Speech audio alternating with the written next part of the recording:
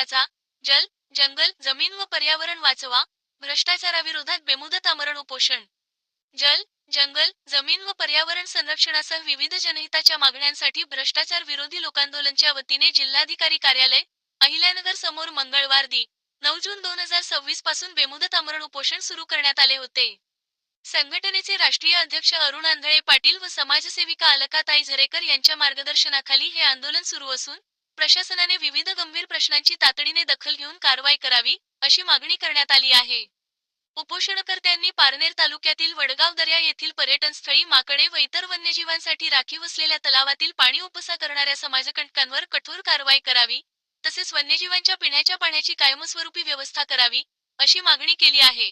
याशिवाय वन समितीला मिळालेल्या विकास निधीच्या कामांमध्ये झालेल्या कथित गैरव्यवहार व वनविभागातील भ्रष्टाचाराची सखोल चौकशी करण्यात यावी, अशी मागणीही करण्यात आली आहे. तसेच कर्जुले व कारेगाव परिसरातील वनविभागाच्या डोंगरांना लागलेल्या आगीची चौकशी करून जबाबदारांवर कारवाई करावी, अशी मागणी करण्यात आली आहे. संगमनेर येथील मालपाणी जर्दा व गाईछाप जर्दाच्या उत्पादनांमध्ये गोमातेचे नाव व चित्र वापरून होत असलेल्या ब्रँडिंग व कथित गैरवापराबाबतही योग्य ती कारवाई करण्याची मागणी उपोषणकर्त्यांनी केली आहे. जल, जंगल, जमीन, पर्यावरण वाचवा, देश वाचवा, हा संदेश देत प्रशासनाने मागण्यांची तातडीने दखल घ्यावी, अन्यथा आंदोलन अधिक तीव्र करण्यात येईल, असा इशारा राष्ट्रीय अध्यक्ष अरुण आंधळे पाटील यांनी दिला.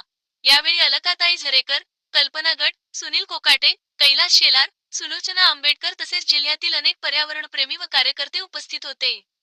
यावेळी संघटनेचे राष्ट्रीय अध्यक्ष अरुण आंधळे पाटील म्हणाले की, जल, जंगल, जमीन आणि पर्यावरणाचे संरक्षण ही काळाची गरज आहे. पारनेर तालुक्यातील वडगाव दर्या परिसरात वन्यजीवांसाठी राखीव असलेल्या तलावातील पाणी उपसले जात असल्याने माकडे व इतर वन्यजीवांच्या अस्तित्वाचा प्रश्न निर्माण झाला आहे. वनविभागाच्या विकास कामांमध्ये झालेल्या कथित भ्रष्टाचाराची निष्पक्ष चौकशी व्हावी, तसेच कर्जुले व कारेगाव परिसरातील डोंगरांना लागलेल्या आगीमागील कारणांचा शोध घेऊन दोषींवर कारवाई करावी.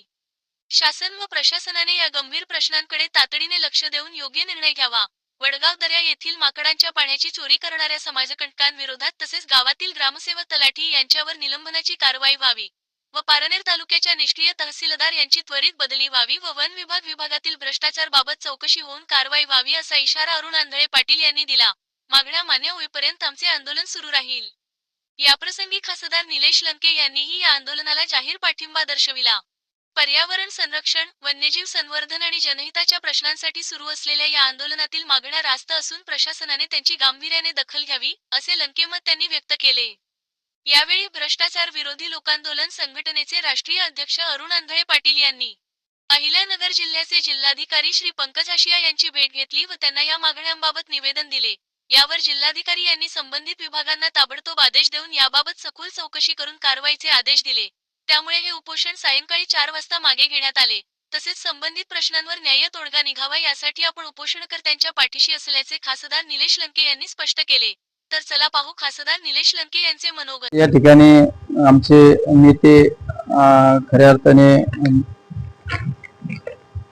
लोकशाहीचा तिसरा स्तंभ म्हणून ज्यांच्याकडे आपण पाहतो, एक आदर्श पत्रकारिता ज्यांनी मुंबई सारख्या ठिकाणी आदरणीय कैलासवासी बाळासाहेब ठाकरेंबरोबर सामनामध्ये काम केलं, असे अरुण आंधळे साहेबांच्या नेतृत्वाखाली ही सगळी मंडळी या ठिकाणी मला भेटली. त्यांची मागणी अतिशय ज्वलंत मागणी, ती म्हणजे वडगाव दर्यातील वन्य प्राण्यांच्या पिण्याच्या पाण्याच्या बाबतच्या प्रश्नाच्या बाबत.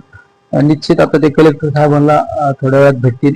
दुसऱ्या कलेक्टर साहेबांना या संदर्भात भेटून त्या वन्यजीव म्हणजे विशेष करून वडगाव दर्या म्हणजे जे माकडाचं वडगाव म्हणून त्या गावाकडे आपण पाहतो, त्या माकडांसाठी कशा पद्धतीने पाण्याची व्यवस्था करता येईल, मग महसूल विभाग असो, फॉरेस्ट असो किंवा इतर सामाजिक संस्थेच्या माध्यमातून त्यांचा पिण्याच्या पाण्याचा प्रश्न तात्काळ सोडवता येईल यासाठी निश्चित प्रयत्न केला जाईल.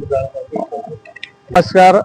आज आम्ही भ्रष्टाचार विरोधी लोक आंदोलन संघटनेतर्फे या ठिकाणी जिल्हाधिकारी कार्यालय अहिल्यानगर या ठिकाणी उपोषणासाठी बसलेला आहे.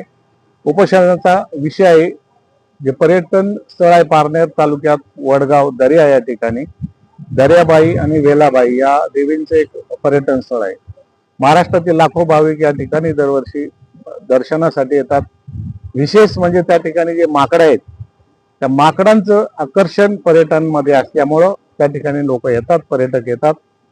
परंतु त्या माकडांना पिण्यासाठी जे शेततळ आहे किंवा राखीव पाणी आहे, हे पाणी त्या गावातील काही समाजकंटक असेल, ग्रामपंचायत सदस्य, सरपंच असेल, कोणीतरी या ठिकाणी पाईपलाईन केल्यात, त्या ठिकाणी ते पाणी उपसा केलेलं आहे आणि आपापल्या शेतामध्ये ते पाणी नेलेलं आहे, साठवून ठेवलेलं आहे.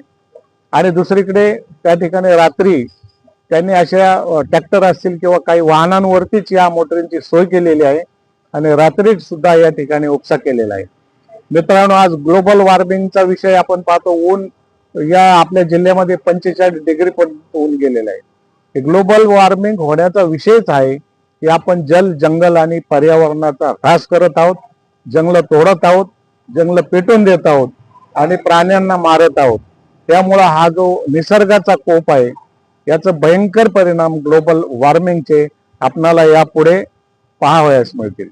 वडगाव दऱ्यातील हा जो विषय आहे, त्या ठिकाणचे सरपंच, उपसरपंच यांनीच ते पाणी उपसलेलं आहे. ज्यांना गावाने निवडून दिले कशासाठी? गावचा विकास करण्यासाठी. परंतु ते अशा प्रकारे ऱ्हास करून राहिलेले आहेत निसर्गाचा, असं यामधून दिसते. त्या ठिकाणचे जे ग्रामसेवक आहेत, या ग्रामसेवकाचं काम असतं, तलाठीचं काम असतं किंवा जलसंधारणचे अधिकारी यांचं काम असतं, हे जे साठवलेलं पाणी आहे याचा सदुपयोग व्हावा, त्याचा प्राण्यांना फायदा व्हावा. परंतु माणसं असतील, प्राणी असतील, यांना सोडून हे फक्त या ज्या समाजकंटक आहे यांना साथ देऊन राहिलेले आहेत ते लोक, शासकीय अधिकारी, मग ग्रामसेवक असेल, तलाठी असेल किंवा इतर अधिकारी असतील किंवा तहसीलदार असतील. ग्रामसेवकाचं म्हणणं आहे, तहसीलदारला आम्ही याविषयी कळवलं होतं, तहसीलदारांनी कुठल्याही प्रकारचं याकडे लक्ष दिलेलं नाही. पारणे तहसीलदारांनी त्यावेळी आमची मागणी आहे की ज्या ज्या समाजकंटकांनी या ठिकाणचा पाणी उपसा केलेला आहे त्यांच्यावर कारवाई व्हावी, त्यांच्यावर गुन्हे दाखल व्हावेत. जोपर्यंत ही कारवाई होत नाही, गुन्हे दाखल होत नाही, तोपर्यंत आमचं उपोषण या ठिकाणी असंच सुरू राहणार आहे. कारण प्राणी हे महत्वाचे आहे मित्रांनो. दुसरीकडे आपण कारेगाव असतील, कर्जोला असतील, या ठिकाणी जंगलांचा पेटून देण्याचं काम दररोज केलं जातं, परंतु वन विभागाचे अधिकारी याकडे पाहत नाहीत. त्यांना वारंवार सांगितलं तरी देखील पारनेरचे वन विभागाचे अधिकारी फक्त आणि फक्त हप्ते घेण्यात मग्न आहेत. या ठिकाणी खैराची झाडं असतील, चन्नाची झाडं असतील, ही कशा प्रकारे लोकांना दिली जातील, त्यांच्याकडून कसे पैसे मिळतील यांच्यात मग्न आहेत. काही लोक त्या डोंगरावरती आज वाघदारा असेल, कारेगाव असेल, गाढवदारा, कर्दुल्यात या ठिकाणी ते गारगोटी डायमंड भेटतात. हे डायमंड त्या तस्करांना देण्यात हे वन अधिकारी मग्न आहेत.